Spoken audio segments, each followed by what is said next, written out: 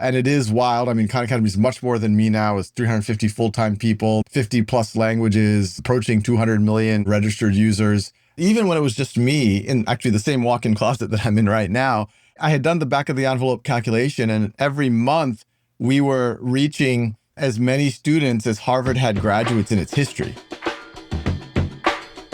I'm Stan Christensen, and this is All Things Negotiation.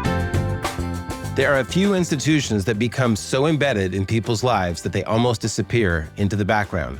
Khan Academy is one of them. Over the last 2 decades, Sal Khan has built Khan Academy into a company with massive impact, hundreds of millions of subscribers, billions of videos downloaded. But more importantly, an institution whose mission is to provide a free, world-class education for anyone, anywhere. For the last couple of weeks, I've been thinking about Sal's path, building Khan Academy, through a personal lens. Before I started teaching at Stanford, I spent years in technology, first in startups and then advising them. And before that, I spent a decade in the nonprofit world doing conflict resolution. So I've lived both sides of a tension that defines Silicon Valley, the pressure to innovate and make the world better, and the pressure to make money. Sal has balanced those two pressures better than anyone I have ever met. He built the most impactful educational platform in the world and chose to keep it a nonprofit, which means that every major decision sits inside a different kind of negotiation, not just with investors or markets, but with teachers, students, parents, and school administrators on his mission to change the way we learn and work. Here's my conversation with Sal Khan.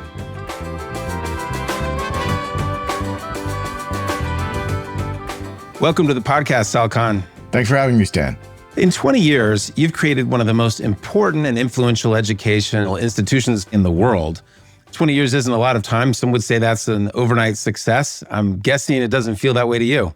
No, and it does make me very happy that you're calling Khan Academy an institution, because that's actually the hope that I had when it was just a glimmer in my eye, as you mentioned, roughly 20 years ago. But, starting with tutoring my cousins back in the day, a lot of folks know a little bit of the origin story. I used to work in tech. After business school, found myself as an analyst at a hedge fund. At my wedding in 2004, my cousin Nadia, I found out she was having trouble with math. I tutored her remotely.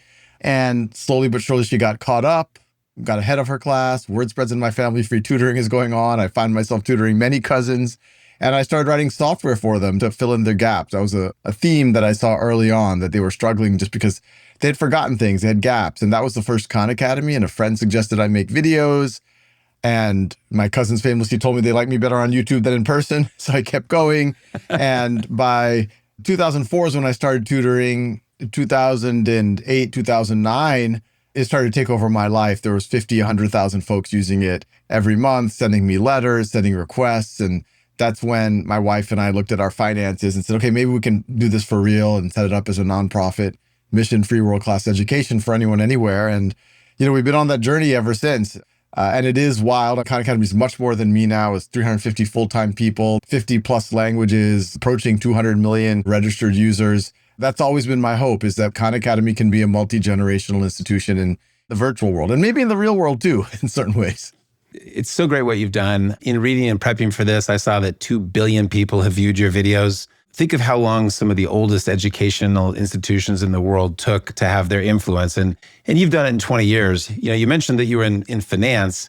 One thing that we have in common is we both worked on Wall Street. We both went to Harvard Business School and then immediately decided, hey, let's go into the nonprofit side. You in education and me in conflict resolution. As you made that decision, there must have been a negotiation with yourself. Should I do something in the nonprofit side? Should I follow my passion and do this organic thing? Tell us a little bit about that self-negotiation at that point in your life, before 2004 and as you transitioned in. Yeah, and I like that framing. I never framed it in my own head as a self-negotiation, but it actually was a self-negotiation. I grew up in a single mother household. My mom did a lot of odd jobs to kind of put food on the table. So I remember even before college, I was kind of obsessed, if I'm honest, with money. I want to have financial security. That was like a very important thing for me. And even as I went through undergrad and I went through business school, I think my heart never was like money, money, money, but I said, no, I need financial security. And coming out of business school, you have a lot of debt. My wife was in med school. Combined, we had probably $500,000 in debt. So I was like, okay, I need to make some money, help pay off this debt. And worked at a hedge fund, which honestly a lot of the reason why I was drawn there wasn't just the money, it was the intellectual stimulation of it. But once Khan Academy started becoming a real thing, the self-negotiation was, what is money for anyway? And luckily, I had already started to feel quite blessed by 3, 4, 5 years out of business school that already actually paid off our debt. We're saving money for a down payment, and we had a few $100,000 saved up for a down payment on a house in Silicon Valley, which even then was not a small proposition. Our first child had just been born, but I said, look, I was finding so much joy from Khan Academy, and I got so excited about what this could be, and I got so much reward. It's great when you get the bonus check at the end of the year at the finance job, but when I got a letter from someone saying how it was helping them, and when I imagined what this could be, that this is epic, this is fun. And, my wife and I had these conversations. She grew up very similar to me. But now when I quit my day job, we were renting the house that we're now in, which is 2,000 square foot, 4-bedroom house. For us, this was like the dream. So, I told myself, look, if we can just have some security in this, for lack of a better word, upper middle class lifestyle, that's all we need and we'll be happy. And if I can then spend my time and my energy to something that I'm genuinely excited about and feel like it can have a positive dent in the universe, what's better than that? Well, look, it's super admirable. You have maintained that nonprofit status, and I want to ask about how important that is. But let me just point out that if you decided to sort of turn the faucet and make this a for-profit institution, you could go from a modest lifestyle in Mountain View, California, to being a billionaire. You could do that within 1 week. You could just say, I want to raise capital. It would be in the billions of dollars. So just aren't that many people that could become a billionaire and choose not to. So I just think that's amazingly consistent with your values. Why is it important that Khan Academy stay a nonprofit?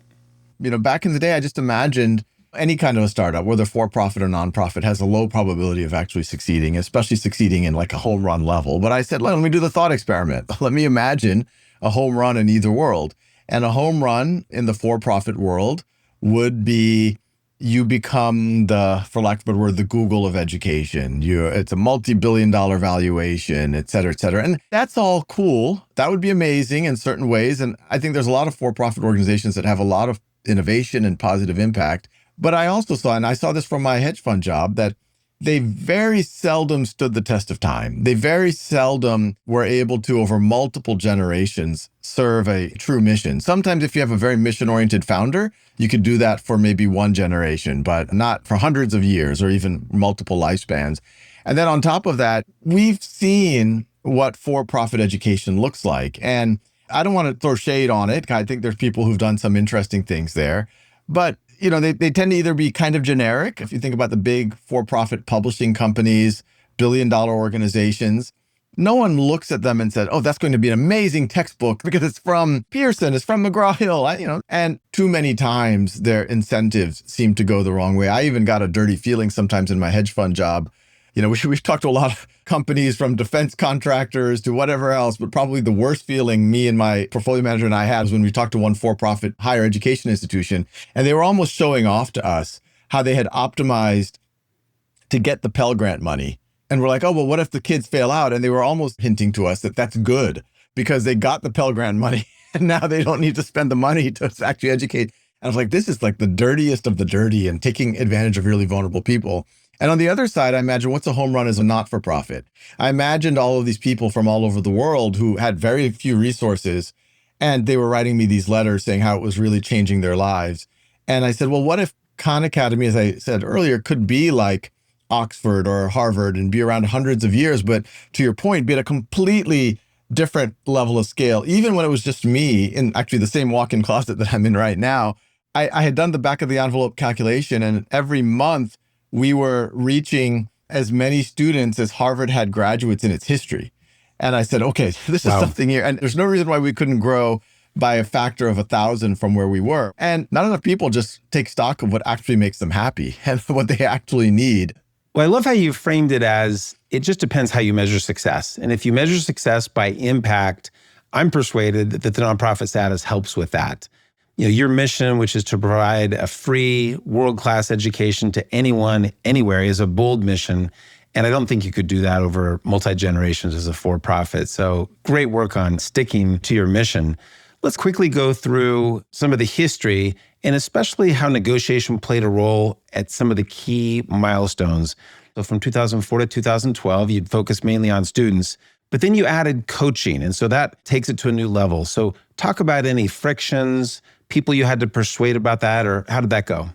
From very early on, because I had originally made Khan Academy as a tool for my cousins to use. So I did create what evolved into the teacher tools, coach tools very early on.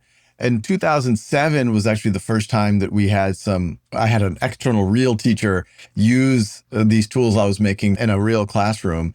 But you're right, once we became a real organization, 2011, 2012, there has been this tension of Khan Academy really got off the ground and got a lot of positive notoriety by just individual people using it and saying, this has really helped me. And we've had this debate, this tension ever since then of like, should we try to become a more formal part of the system? Should we try to more formally work with school districts? And for many years, I was actually very resistant to that because I had the same cynicism that most people have, and a lot of it is warranted, that the system is messy, a lot of stakeholders, a lot of the reason why for-profits ended up not hitting the mark is because they have to cater to the check boxes of the system as opposed to making a delightful, effective product for the users. We went further on, and if you fast forward to about 8 years ago, we'd had a ton of efficacy studies, 50 plus efficacy studies showing Khan Academy. If you put in even an hour a week in that personalized practice on our platform, it grows you pretty dramatically. We had a lot of teachers using us on their own. And so we said, look, if we're really serious about free world-class education for anyone, anywhere, we should try to convince districts and systems to use us fully. And we talked to them. Almost every superintendent said, look, we love Khan Academy. We believe you. Almost everyone had a story of their own family, someone using it, sometimes the superintendent themselves using it. But they said, we need support, we need training, we need integration with our rostering systems, district dashboards, if you want us to be systemic. And that's when we said, look, we're of the maturity now. If we're really serious about our mission, we have to work with the system, not in parallel to it. We've now gone that way. We haven't given up on the grassroots user. I think that'll always be part of our DNA. But we think it's very important now to also work with the system and support it. Well, let's maybe drill down on that. And I'd like to look at both teachers and administrators, if we use administrators as a proxy for school districts. I've mediated some teachers union, school district, parent debates, and it can get very fierce. And I'm sure you've encountered that. So any anecdotes or lessons learned for how to persuade teachers that you're not the enemy, that you're there to help them in their mission as opposed to replace them? And then I'll ask you about the school district administrators. Yeah, we've been very clear from day one, well before, now generative AI has taken that conversation of like replacing humans to another level. But from the very beginning, we've been very clear that if, for my own children, if I had to pick between amazing teacher and no technology or amazing technology and no teacher, I would pick amazing teacher and no technology every time. But that's a false choice. The ideal is amazing teacher and amazing technology. Even the most amazing teacher in a classroom of 30, they would be the first to admit that it's hard to meet the individualized needs of all 30 of those students. They wish they had more support. And that's what we've always been aiming for. And, this isn't just us saying the politically correct thing. In 2014, when my oldest at the time was entering kindergarten, we started a school, and it's a physical school, and we hire amazing, great teachers. And I think if you visited Khan Lab School, if anyone visits it, they will see how important the human interaction is. So, we've always said that technology should liberate the humans to do what humans do best, connect with each other, speak with each other, not just lecture at each other. So we've been very clear about that from day one. I think and I don't want to jinx it because everyone said, oh, the teacher unions don't like this or that, or this people aren't going to like this, or you're going to get into this debate about how you teach history and all that. I think one of the things that has worked for us is we've just been naively open, transparent.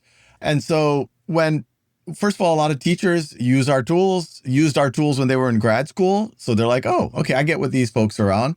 I think a lot of parents, a lot of the education debate is, oh, I heard there's this thing going on in the classroom and I don't like it. And here's like, no, you don't have to hear about it. Go to our website. You can see everything. It's all there.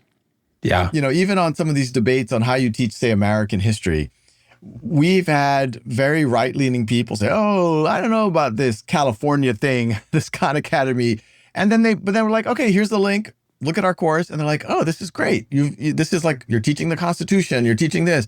And we've had fairly left-leaning people, and they're like, "Oh, are you papering over parts of our history?" I was like, "No, look at it. Same exact course. We didn't modify it for either of them. They both liked it." And so I think, maybe I'm being overly naive, but it's worked for us so far to just be super transparent, super open. For many years, we would go to teachers and say, "Look, here's the efficacy studies. And if you were to squeeze this into your curriculum, an hour a week, 2 hours a week, like it can really grow." And teachers, I think most of them want that type of impact on their students, but they are already overloaded. So, we've had to learn how to support the teachers better, and recognize that we're not the only thing that's on their plate right now. Yeah, I'm guessing that your nonprofit status helps with that. There might be a more threatening, skeptical audience from the teachers if you were making money there as their companion. What about school districts? I think you're in over 500 school districts at this point and working closely with them. It can't be that there weren't frictions in signing those guys up, and your plan to sign other school districts up. So talk a little bit about those negotiations. Yeah, and just starting on it's interesting on the not-for-profit status, because one thing that I've learned is that most people don't even understand what a not-for-profit is. Most people think that half the companies in Silicon Valley are not-for-profit because they don't have profit. And I always try to explain, no. Not having profit versus not-for-profit are two different things. I emphasize, I do not own Khan Academy. No one owns Khan Academy. It's a public charity. If we were a for-profit entity, even if we were not profitable, I would own a chunk of it. If we sold it, I would make money. We could go public, et cetera, et cetera. But I try to stress that because I do think it is important, even before generative AI, but especially now, people are very wary about how we're using data. What are the kids going to see? And from day one, we've been very clear that, for example, we would only use data to personalize the experience for students, make it more effective, measure the impact it's having, and try to make the product better or tell our stakeholders what impact we're having in the world. We would never sell or commercialize or do anything shady with the data. And I think there's a lot of well-intentioned companies, for-profit companies that will say those things, and I think they mean it. But when push comes to shove, or if you go out of business or you get acquired, kind of all bets are off on what happens after that. So I think our trust comes partially from not-for-profit status, but I think because so few people understand the nuances of that, more of the trust just comes from that transparency. We've been around for 20 years. People grew up with us. Almost every educator, district leader, the school board member has used Khan Academy with their own children. And so when they see something that they've found benefit in, I think for good reason, there's more of a reason to trust it. So with school districts, improving math outcomes with personalized practice might not be the number one thing on the superintendent's plate. It's usually like top 3, but it might not be the number one thing in that year. So that's one thing. Sometimes it's capacity bandwidth. A lot of times there are things like data privacy agreements, which we take very seriously, but there's some interesting edge cases that people didn't plan for, where they might have drafted a data privacy agreement that says, if we stop using you, you have to delete the account, which sounds reasonable on the surface, but then we say, no, but we think these kids should keep the account. We have kids in refugee camps who are going from refugee camp to refugee camp who use Khan Academy almost as their transcript. In American school districts, there's a lot of kids who are very pseudo-homeless or transient, and they're moving from one couch to another couch, and they're moving from one school to another school, or maybe they're going to a neighboring district. And we have to explain, like, you want them to keep that data. And when they move into your district, you want to see that data so that you can help that student as opposed from starting from scratch. So there's been some work there. There's obviously a lot of work on aligning to all of the different state standards and curricula. Those are the main frictions, but we've built that muscle pretty well now. Excellent. Well, let's fast forward to 2022. You get an email or a call, I'm not sure what it was, from Sam Altman, CEO of OpenAI, and they're looking for a positive use case for how ChatGPT can help in the world. He tried to persuade you that you should work with them, and I'm guessing that wasn't an obvious choice. So how did he persuade you? Is he a persuasive person in terms of that negotiation? Talk about that transition. It was summer of 2022, which was 6 months before ChatGPT comes out. It was an email from Sam and Greg Brockman. And I don't think they were trying hard to persuade. And actually, that's probably what opened me up more, which was, I get 10 emails a day from someone pitching something, and I just immediately shut down. And I obviously knew who Sam was. I knew he's a legitimate person. And I was fascinated by AI. I still am. And I had seen GPT-3. And if they're doing their new model, I was like, oh, man, this sounds like it would just be fun to see. I didn't think at the time it was going to change the trajectory of humanity, much less Khan Academy. But I thought it would be fun to get a sneak preview of this. And so when a few weeks later, they'd finished training what essentially is GPT-4, and we did a demo, I came just with an open mind, but they showed me an AP biology question, and they said, Sal, what do you think the answer is? And I said, oh, it's C, it's osmosis. And then the AI answered. I'm like, oh, this is interesting. I said, ask it to explain. And it did. And now we're all used to this now. But in summer 2022, you're like, what's going on? Like, am I talking to an alien? So, its capability is what persuaded me. And then they said, okay, would you like access to it? And I'm like, yes, please. And myself and two other of my colleagues got access. And this was very, very early days. I remember asking Greg Brockman, hey, does it only work in English? And he said, yes. And then I just tried it in Bengali, which I can barely speak. And it responded back to me in Bengali. And I took that screenshot, sent it to Greg, and he's like, oh yeah, after you asked, we realized it works in every language. But then I asked it to be an empathetic tutor, et cetera, et cetera. And science fiction has always imagined robots, no matter how intelligent they are, to be robotic. And this was almost the opposite. It was actually struggling with basic math, and it was making up facts, which you don't think a computer would do. But it was awfully good at tone and at least appearing empathetic.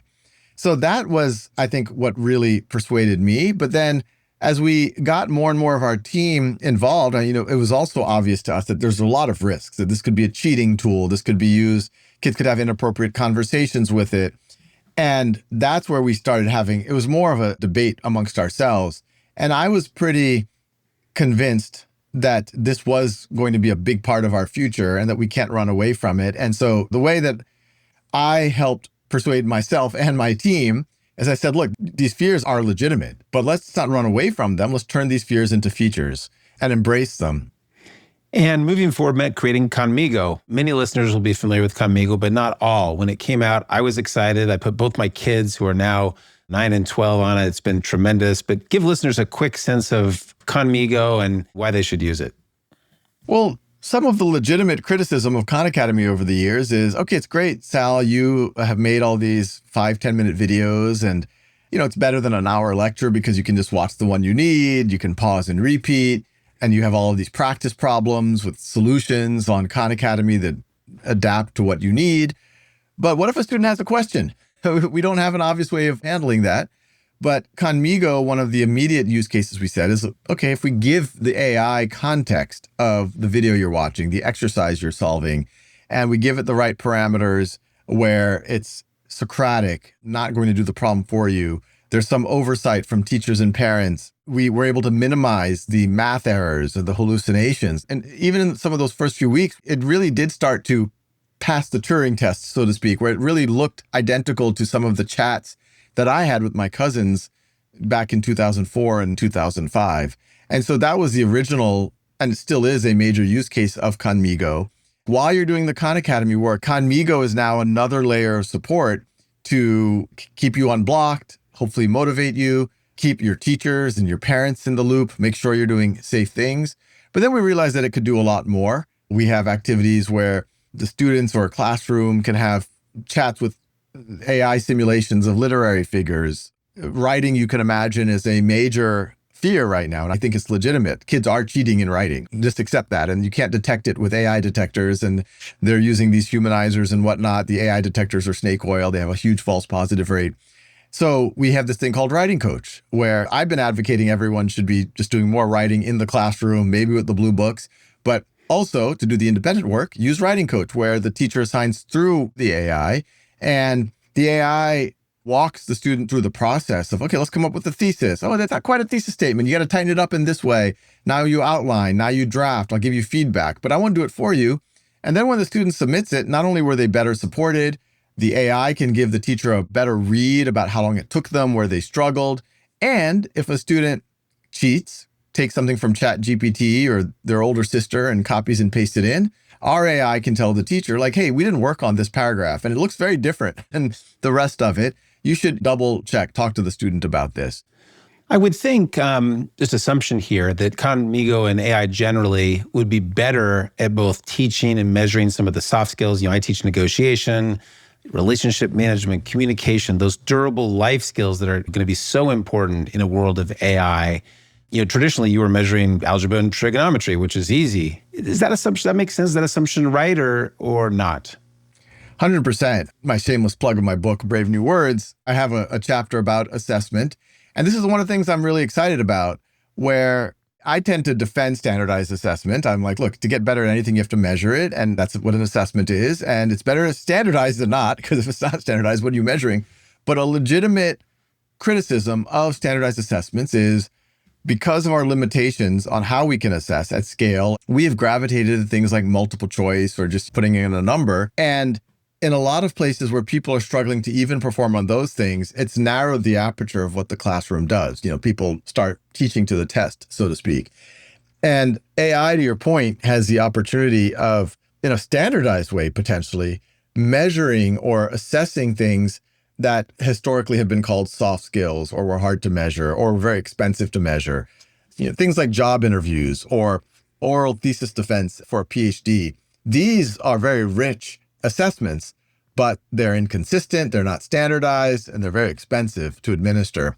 And I think we are entering a world where we could start to do that with AI. And we are actually already experimenting with that. We are next year launching an interim assessment, which is a standardized assessment that still will have some multiple choice, but it will also have things like, okay, now can you explain your reasoning on that? Or more open-ended, what do you think the author's intent was this? So it moves in this direction, and it also gives the teacher and the administrators a much richer read of like, okay, Stan got this percentile, but we suspect he made a lot of careless errors because he actually was able to explain his reasoning quite well, but kept missing the problems. But I think in the not too far off future, you are going to see AI practice and simulation on negotiation, on persuasion, on selling. And actually, we should speak more after this, because I'm seriously working on trying to create a higher education program that's high scale, low cost, that's aspirational. And I see three pieces to it. One is the core academic skills, which I think are still important. And that's where Khan Academy is strong. The middle portion is, hey, you should just learn to use modern tools. So do a bunch of vibe coding, do analysis, do research, do creative things using AI, create a portfolio. And then the third piece, maybe the most important piece, is what you've mentioned, is the durable skills around persuasion, communication, hard conversations. And I'm right now imagining doing it two ways. We have a platform, schoolhouse.world, where it started as a peer-to-peer tutoring platform. And that by itself, if you can tutor something, that's a very powerful capability of some of these durable skills. We also have peer-to-peer dialogues about hard topics, very controversial topics. But I could also imagine peer-based simulations, small group simulations, but also AI simulations, or maybe combinations of both, where the AI is like the dungeon master and walks the group through some kind of a simulation. So we should talk about that, because I want to make this part of this both undergraduate and graduate degrees that we're designing as we speak. Love it. I'll definitely follow up. Our common friend Curtis Feeney and I have been talking about this as well. And he gave me your book and I read it. I think it's been almost 2 years. Talk about why you wrote it, what you hope people get out of it, and what you've learned since you wrote it about the intersection of AI and education. This is the second book I wrote. And it's funny because I remember my first book I wrote in 2011. I remember the book agents coming up to me and saying, hey, we think you should write a book about Khan Academy. And at the time I was like, why would I write a book? I can just make a YouTube video about it. I can just explain everything I think. And then they convinced me, they persuaded me. They say, well, a book still has a certain level of gravitas. It would help with funders, et cetera, et cetera. So I went down that journey, and it was really good for me because it really helped frame my thinking. This is the first book, One World Schoolhouse, back in 2011. And that frame I had before writing that book, I said, oh yeah, we're creating cool stuff that'll help people learn. But by writing that book, it helped me say, no, we are driving this notion of personalization, which has always been the best practice in education. Alexander the Great had Aristotle as his personal tutor. But when we introduced mass public education, which has been a very good thing, we had to compromise. We had to batch people together, move them all at the same pace. And now we don't have to compromise as much. We could use technology to empower that teacher with a classroom of 30. We could use technology for that young girl in Afghanistan or that kid in rural Alaska who does not have access to a calculus class to learn these types of things. So the book writing process created a framework that we're still using for Khan Academy. It's been surprisingly robust. And so when 2022 hits and this AI stuff hits, it was obvious it was going to change everything. But I need to get my head around this, how it's going to at least change education. I said, I should write a book. People are going to have the same questions. Every chapter in the book was, all right, what's the big question? Cheating. All right, let's have a chapter on cheating. And it should start off with what's the state of cheating before generative AI, which there was a lot of cheating before generative AI. Sure. How does generative AI change that? And now, what are ways that we can move forward? Similarly, assessment. How does AI change that? What are the skills people need going forward, et cetera, et cetera? So it's been a really powerful way for me to get my frame on this very complex and fast-moving thing.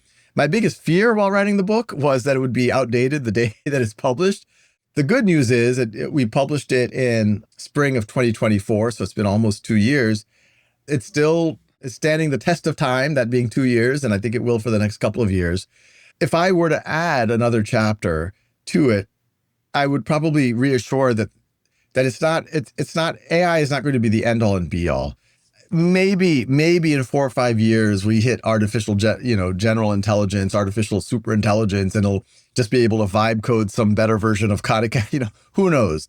But right now, and even if you did that, I still think the human systems are going to be incredibly important.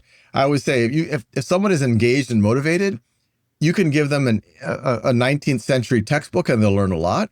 If someone is not engaged or motivated or doesn't see it being relevant to them, you can give them the fanciest AI, fanciest virtual reality. You can even throw money at them. Nothing's going to happen. So if I were to add a chapter to it, it would probably be that. And I probably wouldn't. I would, it's not just about AI in education. It should really be about like AI as a system. And really the book is like that. It's more of clickbait as far as books go to kind of write us, how AI is going to revolutionize education. But the book is already leaning in that direction. But my next book, I'm now, Brave New Words was for the most part an optimistic book, and I still stand by a lot of what it says, or all of it, what it says. But I am increasingly worried about economic dislocation, people losing jobs, white collar, blue collar, everybody. And so my next book is, the working title is Job Shock, is what are the scenarios that can happen? And then how do we make sure that we can skill people and reduce the frictions in the labor market so that they can find purpose and meaning? And, AI is going to be part of that solution, but it's not going to be the only part of that solution. I'm anxious to dive into that topic, retraining, and it sounds like Job Shock probably includes that. But let's spend a little bit more time on AI. You mentioned, I talked about soft skills. You brought up skills again. Are we teaching kids the right things in school for a world of AI? So that's sort of one question. And then, AI makes some of the traditional education, from my perspective, less relevant. So who gets to make those decisions? Who has the authority to renegotiate that? Is that universities? Is it teachers? Is it employers? Is it students? Is that something you've given thought to? Yeah, I give a lot of thought to it. And it's interesting. In my first book, I did some research on who came up with this in the first place. And it was this committee of 10 university presidents in the United States. And I think it was 1890 or 1910, I forget. But it was roughly over 100 years ago that they said, we shall all learn algebra in 8th or 9th grade. We shall all learn biology our freshman year, and chemistry our sophomore year, and physics our junior or senior year, and calculus. And that was before we knew about DNA. We didn't have a Federal Reserve Bank. So we didn't have a highway system. The world has changed a lot since then. Even before generative AI, I can defend a lot of that, because I would say that something like calculus, you don't use calculus a lot in your day job, but it is a proxy for your ability to understand abstract things and think critically. Is it the only way to do that? I don't think so. And so if you think about something like biology, I think there's ways that you could make biology much more relevant. If you made it much more biotech or medicine focused, people would naturally be more interested. It would be more relevant to what they were doing. So there's definitely ways that you could change it. But I personally do see value in having competency mastery in what I would call, advanced high school or first year college level calculus, statistics, algebra, biology, physics, chemistry, etc. If you're going to go into white collar work, history, civics, government, I would add to that financial literacy, law, capital markets, accounting. I think it's negligence that we don't teach those types of things to students. And, the legal system matters to all of us. Very few people learn about that if they don't go to law school. Finance, accounting, I would add all of that. But to your point, they're not must-haves for everyone. I think they're nice-to-haves for if you're going into certain intellectual fields.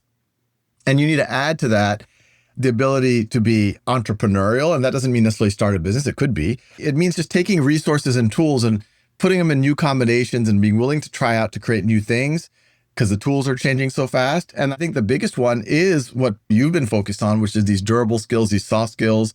Even before generative AI became a thing, I spoke to the CEO of a very large pharma company, and we were talking about skilling back then. And he was talking about he hires tens of thousands of salespeople in Africa. And I was like, what do you require? He's like, I require a college degree. And I was like, why? Why don't you have some type of assessment on how good of a salesperson someone is and how persuasive they are? They can learn the biology in probably in a month if you provide it in the right way. And he's like, yeah, you're right. We should look at those things. So I think going forward, this higher education program that we are serious about, hopefully in a few months, people will hear about it. I hope to show that pathway.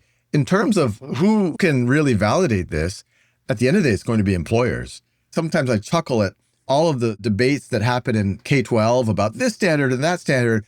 But at the end of the day, it's really K-12 is driven by higher education. If the University of California says they care about something, then everyone in California changes that. If Harvard, MIT, Stanford say that they start caring or not caring about this or that, that becomes, at least for the most aspirational, motivated students, that becomes their new standard. And if the top employers start saying, hey, we really care about this signal, or this provides us a better signal than someone with a high GPA from an Ivy League school, then that's going to matter. As if you weren't doing enough, you focused on K-12 education. You've talked about higher ed. Now you're talking about reskilling people that might be in their 20s, 30s, and 40s. Let's move to your book, Job Shock. I'm just dying to hear how you've thought about that. What did you explore in your book, or what are you exploring as you write that book? I wrote a New York Times op-ed a couple of months ago, and it was very much motivated by a meeting that I had with a friend from college who's now a very successful venture capitalist. And he said that he is worried about jobs, and he's thinking about taking 1% of his firm's profits and dedicating it to reskilling, and he wanted to talk to me about it. So I'm driving over to his house, and I see these Waymos driving by, and I'm super excited about that. I think about when I become a senior citizen, I'm now going to have more autonomy. But I started thinking, wow, what are all those rideshare drivers going to do? I have an uncle who's a rideshare driver in New Orleans. What's he going to do? This wasn't his first choice job. This was his backup job. And then I go meet my friend, and he tells me that one of his companies is helping automate a call center where they're going to lay off 80% of the workforce and replace it with AIs. And in the Philippines. And the Philippines, that's roughly 7% of their GDP is directly call center work. And if 80% of that goes to AI or more, it's going to have an indirect effect of 20, 30%. They're going to go into a depression. We started thinking about that. And I'm like, both myself and my friend, we've been the optimists all the time. We've been the ones like, oh, this is going to work out. And we just stared at each other and we're like, hey, yeah, I don't have a good answer. In the US, if we're smart, we have the resources. We're going to benefit from the abundance, the productivity that AI creates. And then hopefully we figure out ways to reskill people, repurpose, and maybe government gets involved and, I don't know, universal basic work or something. But in the Philippines, in India, where business process outsourcing is such a big part of GDP, not clear that they're going to be able to, and then what's going to happen politically. So that was the motivation for it. And so same way with One World Schoolhouse, I wanted to get my hands around, what am I trying to do with Khan Academy? And with Brave New Words, I tried to get my head around, what are we trying to do with AI? Now I'm in process of writing Job Shock. I want to have a game plan, and I hope things just resolve themselves, but hope is not a strategy, as we all know. We should have a plan, and we should start taking action on it. Yeah, and as you think about it, and maybe you're past this point, is it up to individuals, employers, universities, governments? Who should be focused on the reskilling? We kind of alluded to earlier that AI might drive the economic divide even further than it is now. And so how are you thinking about that? Are you targeting individuals, institutions, governments, employers? My current thinking, it's all of the above. In the absence of any support from industry or government, it's going to be put on individuals and families. It's a hard question when we leave people on their own.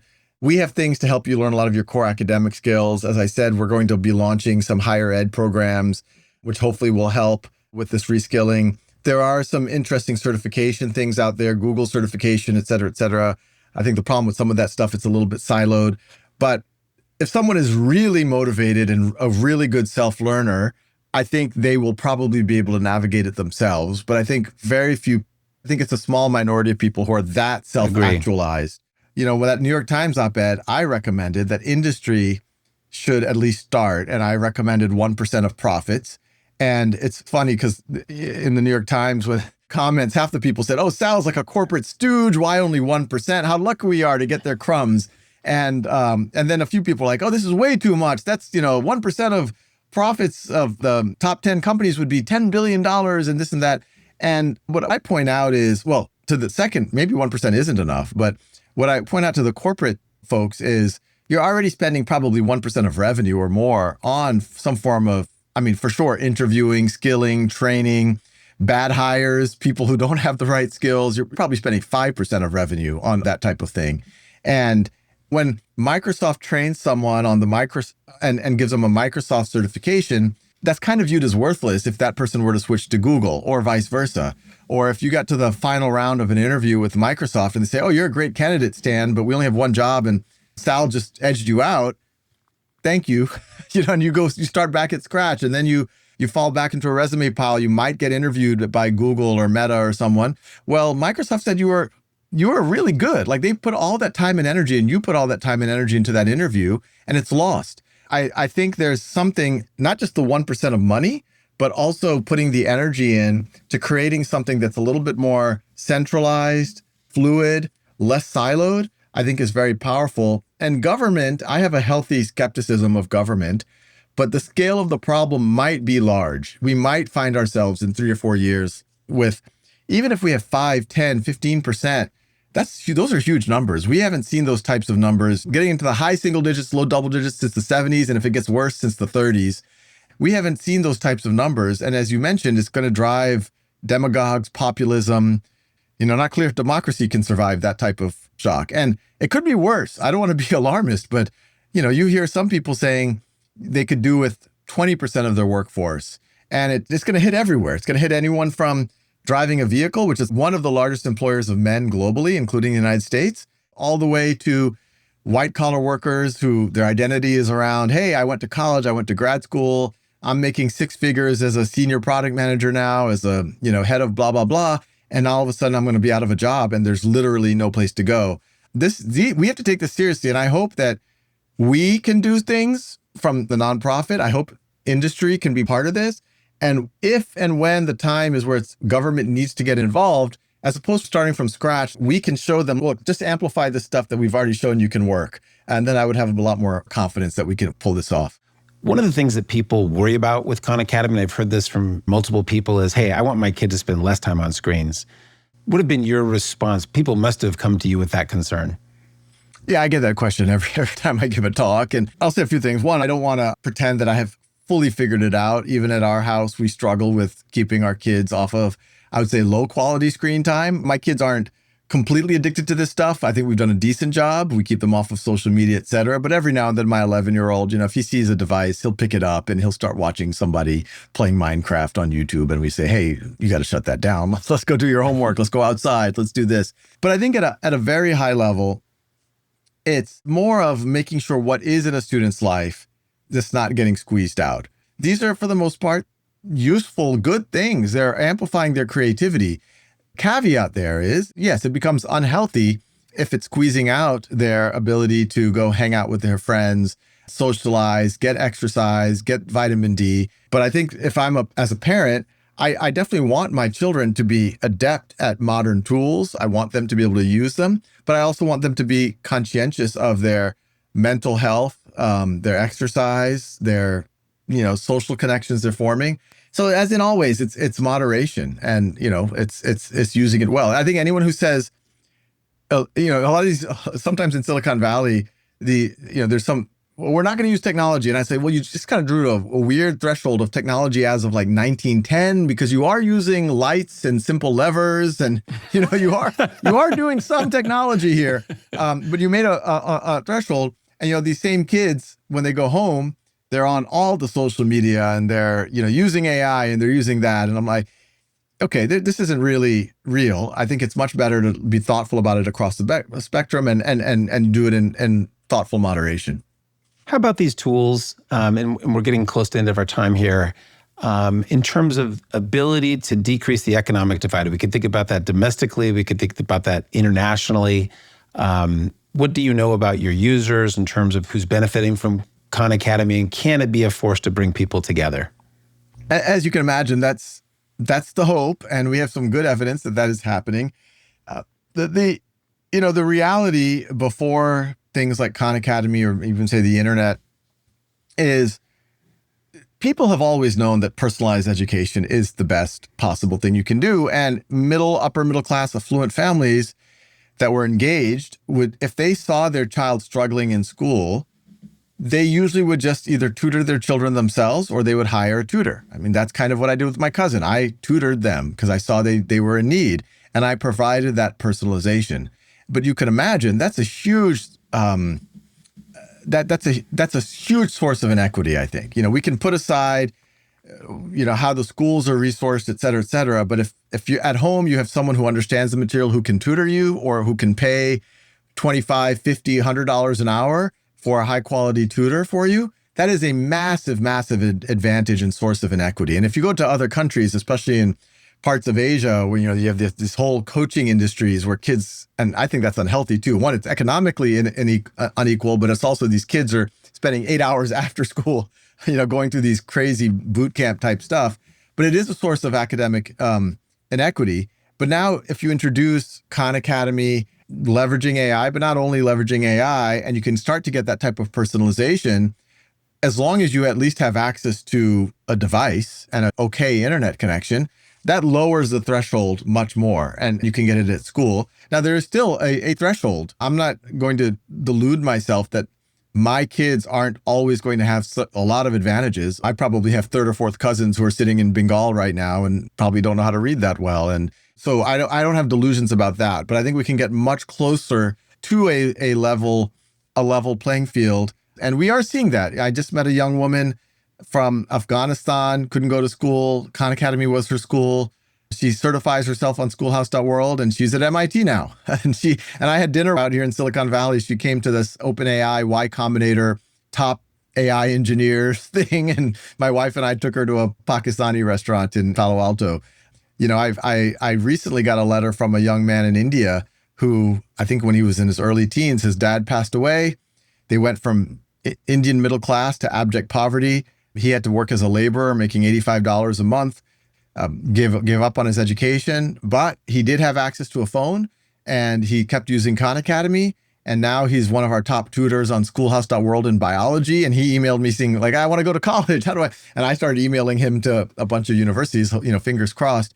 And we just had a study come out of India, a third-party study by University of Toronto, where kids in very impoverished parts of India and Uttar Pradesh were given Khan Academy, and there was an adult in the room whose main objective was to make sure the kids were engaged on Khan Academy, and they saw almost half a standard deviation improvement in 7 months. And, just Wow. for context, even a fifth of a standard deviation improvement is considered a noteworthy intervention.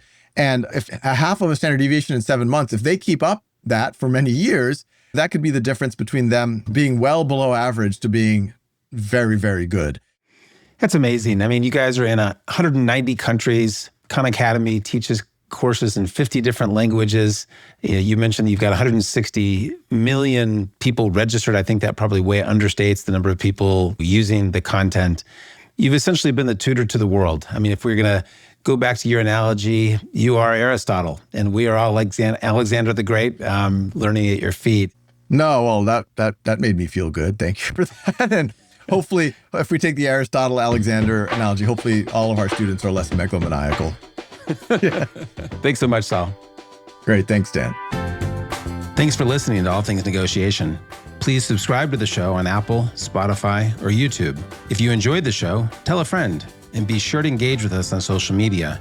Your likes, comments, and reposts make a big difference and help others find the show. The show was produced by Ezra Trupiano, original music by Peter Breinhold, and designed by Aubrey Benson. Thanks for listening.